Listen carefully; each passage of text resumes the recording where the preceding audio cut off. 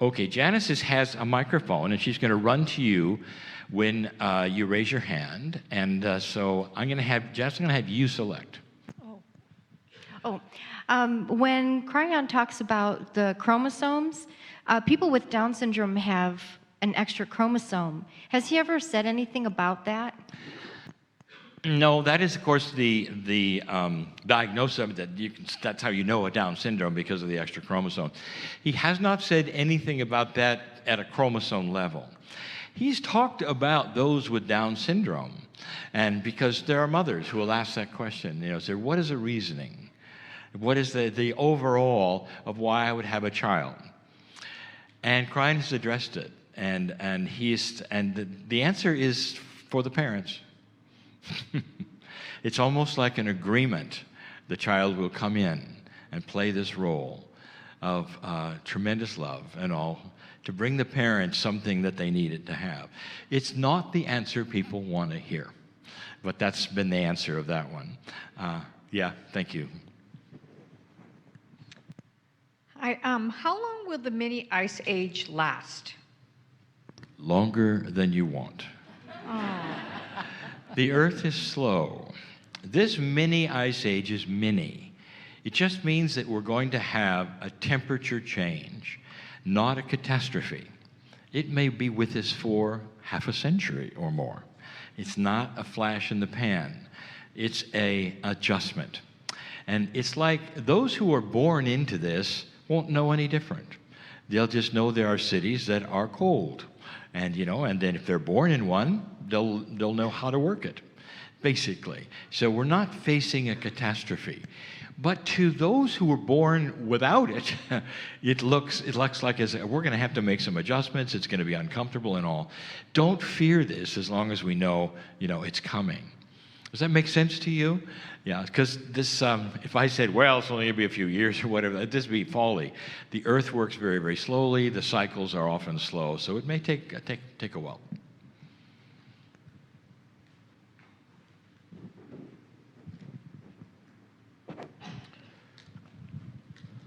My question has to do with DNA. I'm an identical twin. So where does that, that spark of life and then that soul incarnation, and although we're from the same egg and all the genetic material, we are like completely 180 degrees apart. So I'm trying to understand what that is. Did you grow up together, same place? Yeah. I want to, and there was a reason I asked for that. There's no question, Kryon has been very clear about that. You have different souls, absolutely, 100% different souls. You're different people. So of course you'd have different souls. The fun thing about the identical DNA is that you have some gifts. And Kryon has talked about this too, because it really starts to ask the question about our abilities. If you have identical DNA, so identical twins often will sense things together. So if there's trouble with your mom or something else like that, you'll be different places on the planet, and you're giving a thumbs up. And how is that possible? And again, we come down to the mechanics of it. Think about it. You have a kind of simultaneous sensing of certain situations that affect you both. And that is a communication that Kryon says, now you're knowing DNA does some things you'd be shocked at. And you have that connection. It's almost it's very special for you. But that is also, Kryon, what says that this is DNA. It's doing it with you two because you have identical DNA. But think now about an evolved DNA. What do you think you could do, not as an identical, but as just a regular person? It's kind of like an example of what's there that we're unaware of that shows itself specifically with identicals. So has that happened to you? Have you had that? I say this all the time, right? You're very, very different from your identical. But you still are sensing things together. I'm just curious, do you ever go to the twins conventions or anything like that? No, he's not that. He won't go there, right? Yeah, so it's more political than anything else. Yes. All right, thank you. Oh, scared me. Yeah, that's called a microphone. Don't be frightened. All right, I'll stand up. This is kind of a strange question. Telepathy. I met, over the holidays, I met an infant, a nephew, and he was very young and couldn't speak, but his eyes kept following me around the room, and I felt like we were having this telepathic conversation. And then to piggyback on top of that, I've run into wild animals, and then I have felt that I've been communicating with them telepathically. So these new skill or abilities, are they appearing? Obviously they are, because you discussed it. They really are. I want to be careful not to call them telepathy, because this gives me a... now, you know, telepathy is not woo, is not as much as it is set. It's a mindset of what you think it is, and that would be ascending thoughts, and that's not what we're looking at. You just ask a question that has like a lot of parts, and I like that. The part I'd like to talk about, and then we'll get into it, that I love to speak about is how old is that little nephew? Under the age of 1. Okay, good. Under the age of 1. There is something going on that I know, because I've experienced it just like you. When you have infants, they recognize your light. And I have been in places like airports. Like, I'll just be walking by, and some woman will have one of those tiny little infants, you know, and I'll walk by and catch the eye, and it's like they're going... It's happened over and over and over, you know. And I was thinking, and for a while I was saying, I'm just a funny-looking guy. It's just like they must recognize me from the cartoons or something. They recognize our light, and so they'll start smiling instantly when often they don't smile at everyone. That's one thing we've seen. Now, what is that? Is that a kind of telepathy? It is. It's an intuition that the child sees something that is close to where they were recently. Have you got that? And that has made a difference. So that's encouraging. And then just to answer your question about, are we seeing more of this? Yeah. In so many ways. Even, you know, it goes even into a déjà vu. When you start looking at what your Akash perhaps is remembering, that's not telepathy. When you meet somebody's eye, for instance, that doesn't know you, across a room like this, but there is a connection, perhaps it's Akashic or whatever, that will make a difference. That's not telepathy, but you're drawn to situations through your intuition and through the things that Marilyn and I teach, even in the channeling classes that she gives. What if you come to a meeting like this and there is somebody to meet, and you didn't even expect that or whatever, but you meet them, and that leads to something else, to something else. There was often connections here that we're not even taking advantage of, because we're polite. We don't just walk up to people and say, I don't know you, but hi. And this has happened so many times in these groups. It's not telepathy, but there's connection. And we're seeing more and more of that. So I like to look for it. And you can start recognizing it. And that is when you meet somebody and there's a connection that you're just... it's just a little more than when you meet somebody else. And it doesn't matter what gender they are or anything. And they got something to say or offer you, and you realize, somewhere, somehow, I think I know them. That you probably have, because old souls in this room have been here thousands of times. And this is what Kryon has said. And we tend to incarnate in groups, in family groups, and it pays pay no attention to your culture, because there's many cultures in here, and you've changed to live here, a different language, whatever. Kryon says you're motivated to your group, so you may be born in another country, come here, you think by accident or on purpose or whatever, learn another language and find your group. So it's on purpose. There's a lot of that kind of thing.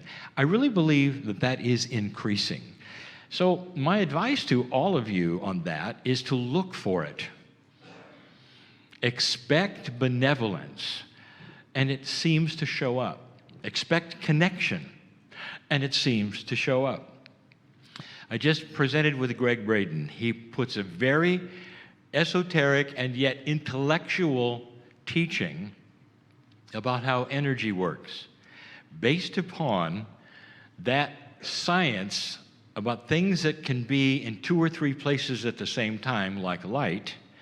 But the big one is that light shows up at certain kinds of, whether they're particle or waves, when it's being observed.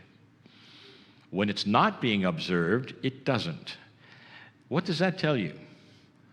Well, first of all, there is no answer. I thought, well, that tells us that physics responds to consciousness. Because if you're not looking at it, it's not there. This is crazy stuff. Well, you extrapolate that to this. What if you are creators of things? And when you look for them, you're creating them. You get this? Now that's in physics, quantum physics, and Greg says, what if, and this is his favorite word, what if? It applies to us as well. And so as we go different places, we're actually creating situations that may not have arrived unless we were looking at or for them. That is co-creation metaphysics 101. Do your job over there. Hi. I have a burning question. I'm sorry. What has happened? Does Kryon say anything about chemtrails? He has, yes. He wants you to concentrate on something else. That's what he said. That's a covert way of saying it's not important, near as important as you've been told it's important, and that it will consume you, as well as other things like that. And because you're an old soul, because you arrived on this planet with the wisdom you have, and you're concerned about those things, start tempering them and turn to the things that you can do in love and compassion that will really help this planet. It's going to take care of itself. Okay?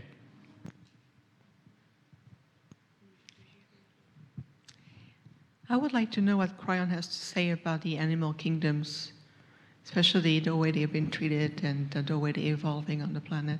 Especially? The way they are evolving on the planet. Oh, yes. Kryon has talked a lot about animals. And the things that, and excuse me if you've heard this before, it's one of my most favorite things to discuss because it is so different from what people have been told or what you think. And it has to start with some of the basic questions about animals. Do animals have souls? And Kryon says, yes, but not like ours. They're not human souls. Now that gets into a discussion, well, what kind of soul is it? And Kryon says, yes. In other words, there's a great deal of esoteric information about life and consciousness that we are not privy to. And Kryon says the ones with evolved souls are the ones that you make as the ones you love. Whether it's a guinea pig or a horse, if you have love for this animal, it can love you back. And I'm not talking about pets either. I'm talking about like a horse doesn't live with you, but that you would visit it, well, I hope not. And you would visit it, and it would be a love affair you'd have with that horse for all their life. The dogs, the cats, the hamsters, the rabbits, they are allied with us in love, and they help us. Don't you love the ones who've discovered they take the animals to the rest homes, and they see what the people will perk up, and even if they're sick or whatever, because the animal supplies an energy. So one of the first things we find out is animals are here for us. Now, there has to be an evolvement of the animal, and this is your question, of certain kinds of animals, because we are evolving too. And I expect this, and I haven't seen it yet, and I'll bet somebody's going to write a book about it, the evolving animal species, or something that would indicate that those who we fall in love with and all of these great animals that we take with us, that there's an evolvement going on. Now, what about the others? Now, a lot of the other animals on the planet are here to balance the planet. In some cases, and you're not going to like this, some are here for our food, because we're not grown up in elegant yet enough to find other food sources. So they're here for that. So they help us. Animals are here for the planet and for humanity. They are part of the situation. Humans are the reason for the season. Kryon says, this sounds like, that we're very, very special. We are. Earth is for us. We've got a job to do here which is enormous. And it has to do with the galaxy. It has to do with spirituality, compassion, energy, all of these things. The animals support this. They support it in so many different ways. I expect that because they have souls, that there's going to be an evolution of some kind in all life.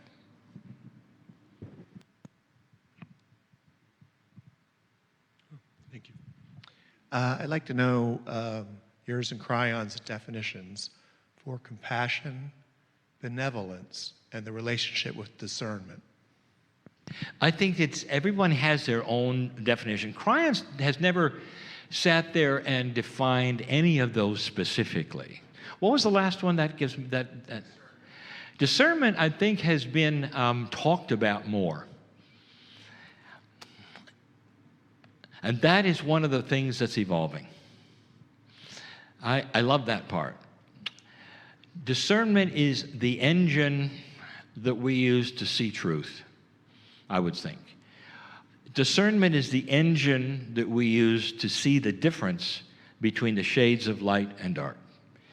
We discern everything we're looking at, whether it's, the new place or the new person, but the discernment that Kryon talks about is you with the energy of everything around you, and especially with other human beings. I like it when you can walk into a situation and discern how you can help. When somebody is badgering you or trying to compete with you or something like that, can you discern how to help them instead of how to defend yourself? You see that? Can you discern energy so you can disarm fear? Can you discern energy so you can walk into a situation and help it instead of become it or part of it if it's an issue? Do you see the maturity here? This is what Kryon says the old soul has, and that the new soul won't. You can really tell a difference between newbies on the earth, that's those who are just showing up because our population is growing, and an old soul, because the old soul will treat these situations different. An old soul shows themselves as someone who is easy to be with instead of being competitive, who listens to you instead of talking at you. You see that this is our task. So the discernment, I really love the question on that. The other words, hard to really define them other than what you think. Compassion, how would you define compassion? It's that which is, I would say, your entire soul involved in sharing another. That's how I see it. You become with them. It's not empathy. It's not feeling sorry. It's becoming with them in a way that unites you in one. This is what I see, for instance, when I went to India with the Hindus and with the Buddhists, where they really are compassionate people, and that's how they started out, and they learned this. We culturally, that makes a difference on how we act. We're actually, I think old souls are developing a culture of their own, of compassion, of discernment, and perhaps of a different kind of love, a love that's more expanding.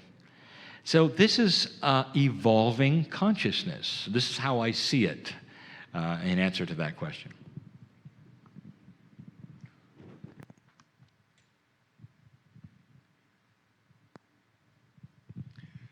So I have a question about the Akash. Yeah, I think you mentioned this morning that availability to the Akash is coming through more than ever. It's being, but what about, there's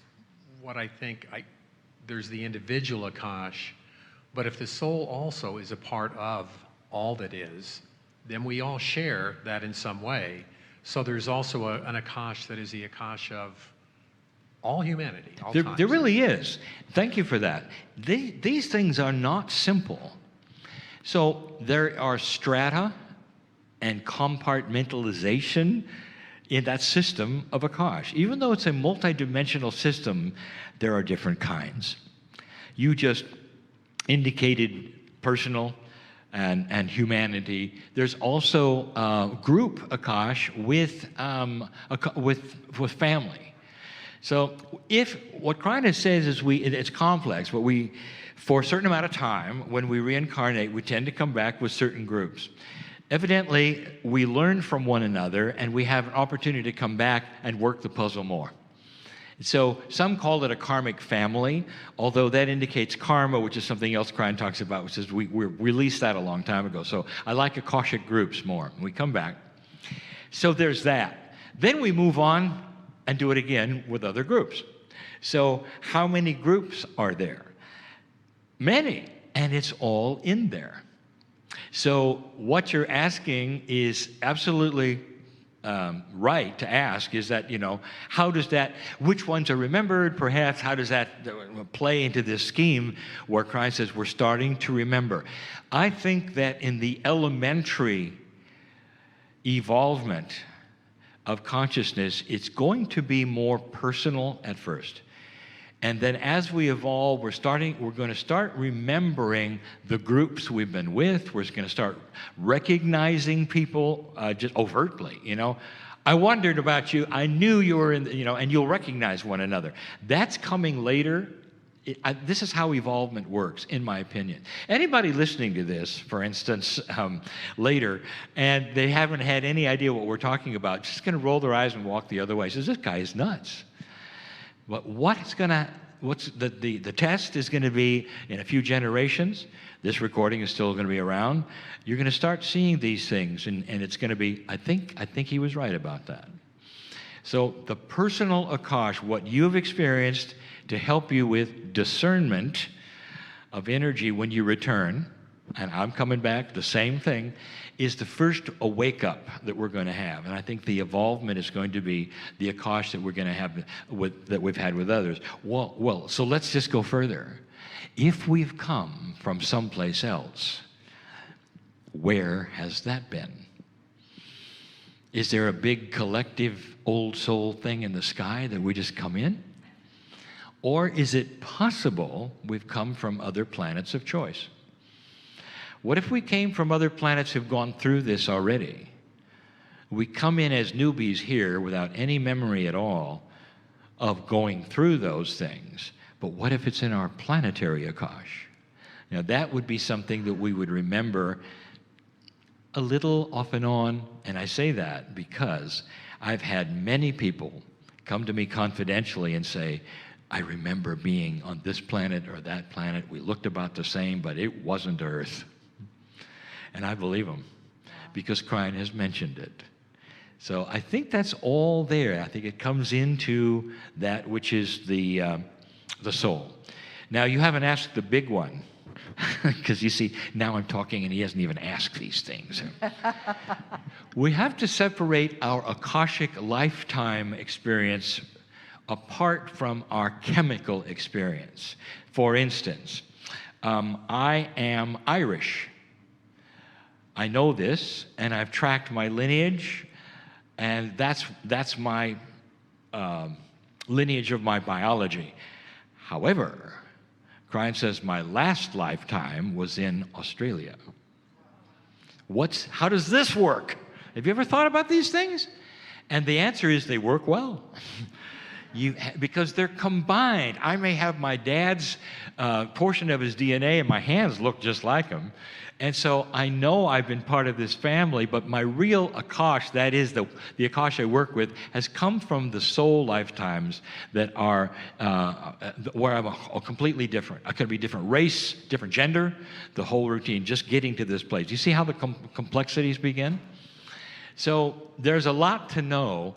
And the thing is, don't worry about any of it, because when I first learned this, I said, Kryon, tell me what it is I need to know. And he said, it will occur as it's supposed to. We are so well loved and taken care of that you're not going to have spare Akashic things popping up to give you problems.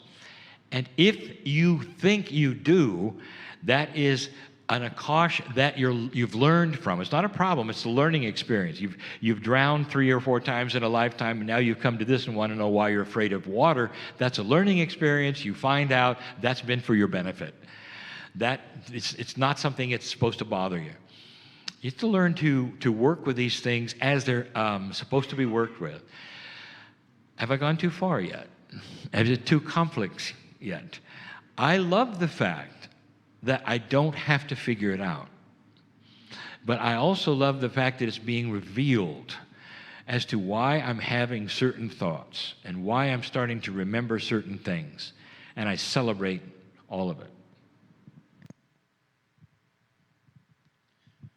I heard in an earlier channeling on the web that you spoke about how we change genders from lifetime to lifetime.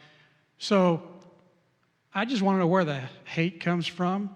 And did me and my gay brothers and sisters, did we choose to come in at this specific time in history?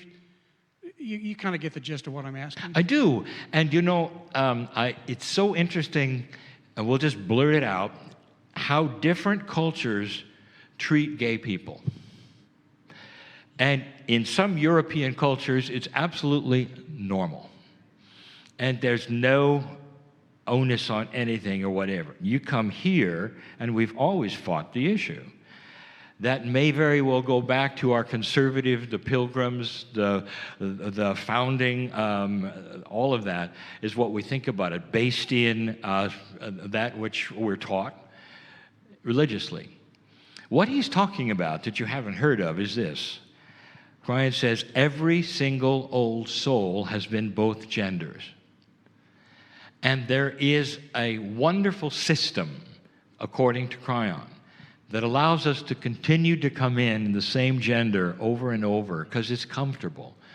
You're born at some level when you awaken and you know you're a woman again. There's something that goes, oh, I'm so glad. Certain thing when you're born and you realize you're a guy again, at some level, esoterically, it's, oh yeah. But that changes after so many times of the same gender. That's when it shifts. And when that occurs, that is a time of transition between one gender and another, and that is called gay. Kryon says that 10% of the population of the planet is always going through this. There's 10% of the planet is gay. He said that every single old soul has been gay. You've all gone through it, every single one. And then he goes on to say that transition is so precious because when you have a little bit of both, you're very special. You're creative, you're funny, you know, all of this stuff. And if you take a look at the gay communities, that's often where all the art is and the poetry is and all that. It's extremely special. And I teach this to the last breath, and that is I honor all of them. I was one, and it's a good thing. That's the answer. Why the hate? Cultural. I just answered that first. We were taught to hate. We were born and given the instructions. These are the people that are bad or against God or doing something awful or dirty or whatever. And it is absolutely cultural.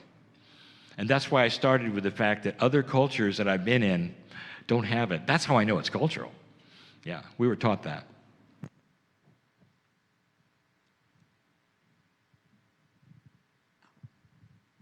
Thank you.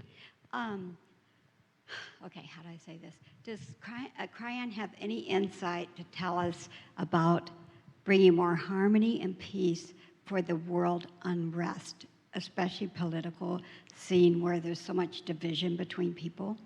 What Kryon has said is we're looking at a difficult time for a long while, because when you have a planet that has had a certain quotient, if you say, of dark and light, where things that were inappropriate were always happening, and it creates a sameness of a low energy. And when suddenly that changes, there is trouble. And the trouble is mainly with those who are now in the light, and they don't want to be, because they're doing things that shouldn't be exposed, but they've always been there. It affects them, it affects their abundance, all of these things. And it's everywhere. And so the struggle is with that different quotient of light and dark. So as the light starts to come up, the first thing that we're going to happen, and this is a metaphor, is with more light, we're going to see everything that was hiding. And when we start seeing that, that just stirs the pot, doesn't it? And there's going to be reactions and defenses and all that. And it's happening on a world scale as well as on an individual scale. Don't you find it interesting that against normal policy of old energy, Iran admitted their mistake? They shot down the airliner. In the past, they would have denied it to their grave.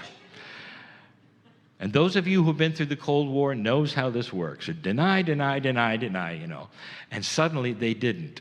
Why do you think so? Because there was too much light showing they did. And they looked at it and went, we're going to look stupid unless we tell the truth. That's new. You see that? That really is new. From a regime that has a record of what they do and what they say, that's new. These are the kinds of things we are seeing that start to say, you know, that's different. That's different. It's a struggle.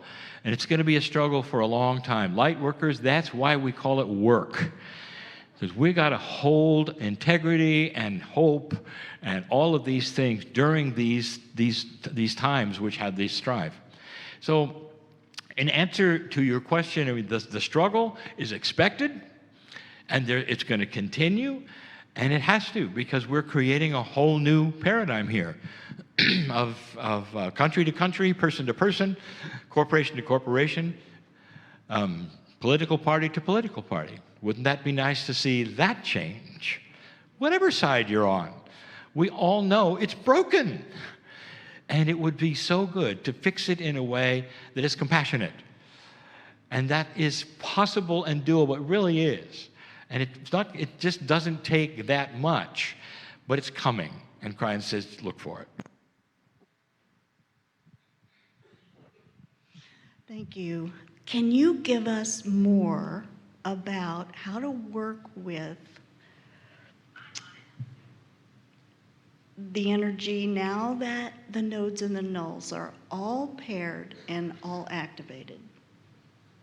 Give us more. Tell us how to work that. You like it, don't you? I love it. That's what gives me I tell optimism. you, you're one of the few who really get it. There is a website I'd like you to look at, kryon.com/nodes, and it will actually go to Monica Morani's website, where she does a full explanation of what are nodes and nulls. We have not taught this yet. We have not developed a course in it yet, because it's only just completed itself. Kryon said when the Pleiadians came here, they created 24 places on this planet, 12 of them being places where they actually landed and taught, 12 of them being they didn't teach and more obscure. And it was set there for, like time capsules, for a reason. If this planet went into a graduate status past 2012, they would be matched up and opened. They are push and pull energy. They are plus and minus, if you wish. And those 24, we only knew that there were 24 nodes and 24 nulls, but we never knew what matched what. So since 2012, systematically, Kryon has matched them at different meetings until now they're all matched. Then he said, and now they begin to work. Time capsules, not as you expect. capsules that open with information from the stars at the right time. This is the time. And what he said is that they pour onto the grid information that you need to know, the grid of consciousness, the field. We're going to start picking up stuff we need to know as our DNA evolves from the star mothers. This is so esoteric, we just don't go there yet, but we will. So that means there's still another energy that's being poured to old souls, if we wish and choose to use it, that we need. And we need it for these situations that I talked about, where you will have maturity to know what to do, whether it's at work or whether it's at home or whether it's with others, that help situations rather than stir them up. We have come from a culture and a teaching that stirs stuff up. You go to a meeting of friends and you talk about negative things, or you gossip, or you complain. Is that too much for me to say to you? I am with you. I've been there. I've lived the same life you have. This is what we do. You go to a party, you get in groups of complaining. That's what we do. What if it's a situation instead where we get into groups where we start to celebrate the things that are good and that are happening great in our lives? And that's the subject of the party, from group to group to group. That's only going to happen when old souls are stepping in and know how to manipulate those kinds of things and start to talk about great things and disarm the gossip and all that. This is what we're being given. And that comes from a very mature, I would say, ascended group of individuals who seeded us with 23 chromosomes, and the 24th being multidimensional. We are starting to get information that's off-worldly, that's going to help us mature. How does that sound to you? It sounds good. Is it too spooky? I tell you, when it first was channeled to me, I don't know if Monica remembers, but I said, should we even tell anybody? Because here we are with ETs and push and pull energy and places of the earth. Then Kryon started to say, and here are the places. Monica helped me write them down very quickly. I think within 3 or 4 weeks we had all 24.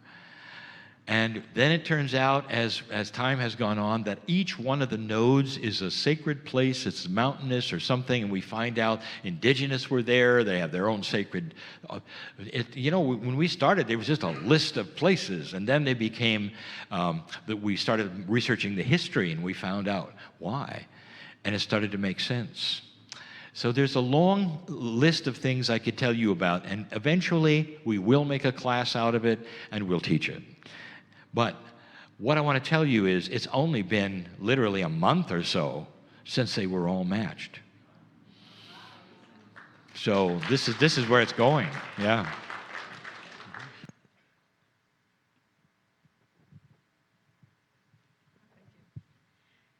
Hi. I was wondering, what does Kryon say about discipline and finding balance in discipline? Discipline is changing. And you'd have to, and that's the word you're using, right? Discipline? Okay. When it comes to how to treat, discipline in the workplace or children? Life, okay, discipline in life. Are you thinking about you being disciplined or you being the disciplinarian? You being disciplined. Both sides are changing, and Kryon started talking about that in the area of families and children. This would then apply later to even the workplace and one another, where you were either put in a place to make these things happen or you were in a place where it's happening to you. And Kryon said, this is one of the things you're going to see that's different, that what you call discipline now is going to have to be renamed, because it won't be discipline anymore. It's going to be common sense. Now, that means this, is that when you report to some place where there's usually discipline, except in the military, okay?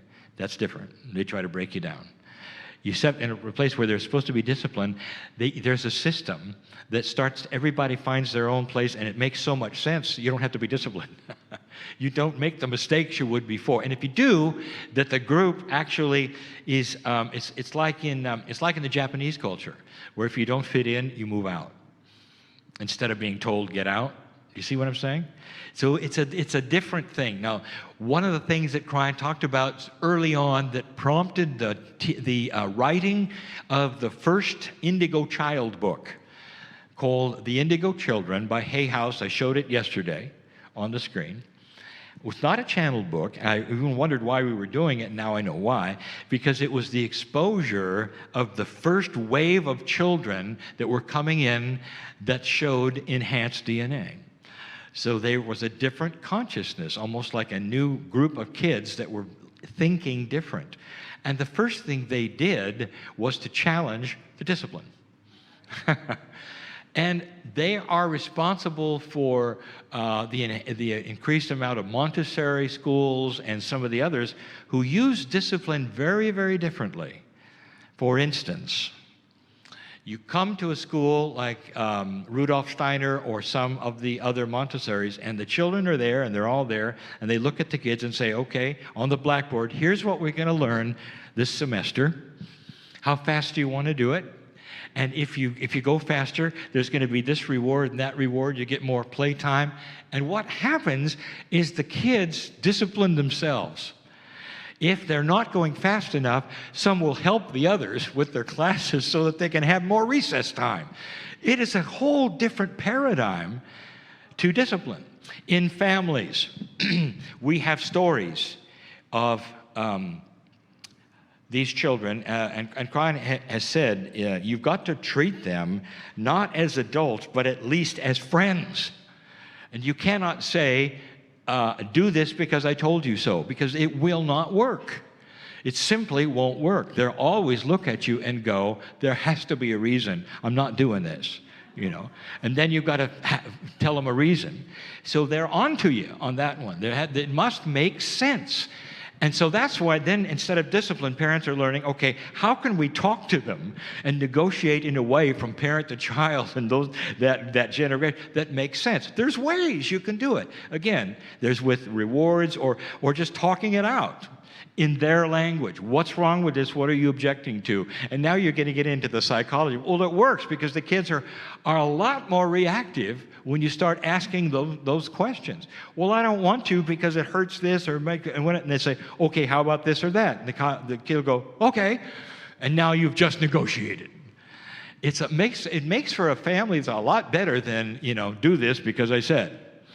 Go to your room, don't ever come out, kind of a thing, which I've experienced and many of you has because of our age. Then there's the stories that I love about what happens when you're very young. Let's say you're 5 or 6 years old, and two parents are arguing, and it's bad. In my day, it was worth psychology later because you crawl into the bed or you go to your room and you just hope they work it out. Because the worst thing you can think of is losing a parent in a divorce. And you can see it coming or something. And I've heard stories of these children standing between arguing parents like this and trying to negotiate between them. Now, Dad, you've said this before and you really don't mean it. Mom, you know this is only temporary. It'd be better if you stopped drinking, all coming from a little kid who's 6 or 7 years old. And I know this is happening. If you're here and you have grandchildren, they're different than your children. That's what I'm talking about. There is an evolution beginning. I don't know how we got to that with that question. We have time for one more. Oh, I forgot now. Okay. I was thinking about duality. You were talking about darkness and how can I change that. So what the light workers are doing that, what else we can do is going to be now in the present or going to take many years and change the darkness or the light. So boil that down to one question. What are you asking, really? Actually, I'm asking How long does it take to change duality, dark and light, in this year that we live in this decade that we live in? Kryon has always said this, and that's a good question, thank you, and this, we close with this one. Free choice, we had a whole seminar on that, the Kryon channel, only about free choice, and I think it might have been in Boulder last week. It's online. Free choice means that anything can happen at any speed because we're in charge. If you were thinking that Spirit comes down and gives timetables or says, this is how long you've got, that's not what we're doing. It's up to us. One of the things Kryon said that always depressed me when he said, 2 steps forward, 1 step back. And what he was trying to say is, please don't expect this quickly, and you're in charge. We may go through a time that's difficult when people are saying, this isn't really happening, where it really slows down because there's so much resistance to this that we're trying to change and light. And then it'll pick up again. So you can't, number one, answer the question with a time. I don't know how long. Number two, I don't know because Kryon says it's variable with our consciousness. But the good news is 2 steps forward and 1 step back. I like that because it always means we're gaining. And we're going to win. And the winning is no more war. The winning is a human race that understands we're very much alike, even though we have our own cultures and our own ways and our own ways of doing things, and it's okay. Winning means the major religions on the planet are still there. But they're all looking at each other saying, you have a right, I have a right to worship my God and your God the way you want to. And we're not going to kill you for it. Winning is all of those things. Yet Earth may not look a lot different, but it will be.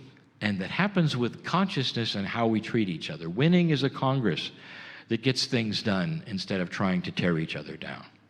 You know, this is, I can list them and list them and list them and list them. And people, after a while, will say, well, those are really nicely, I'm going to call you the Pollyanna channel because all you've got is good news. No, all I have is potential of what I've been channeling. And then Kryon says, you realize that other planets have gone through this. You're not the first one. This dark light thing, free will, free choice, is a spiritual paradigm. And many planets have gone through it. And he said, you're at a stage right now that I have seen many times. And Kryon smiles and says, you're going to win it. And that just means we have gone beyond that point at which it was wishy-washy, or like this, or even tentative. He says, you're on track, but it's still free choice. It's just a way of saying anything can happen and it's up to you instead of it's a slam dunk and don't worry about it. We got work to do. What I want to say next is that this is a time that I've done this so many times. You didn't get all the questions answered. So when we go on a break, you're going to race to my table and answer these questions. No, you're not. I'm going to ask you to leave me alone. I may even go hide in the bathroom. I'm not really sure what I'll do yet, but allow me that. We're going to take 30 minutes. Thank you very much.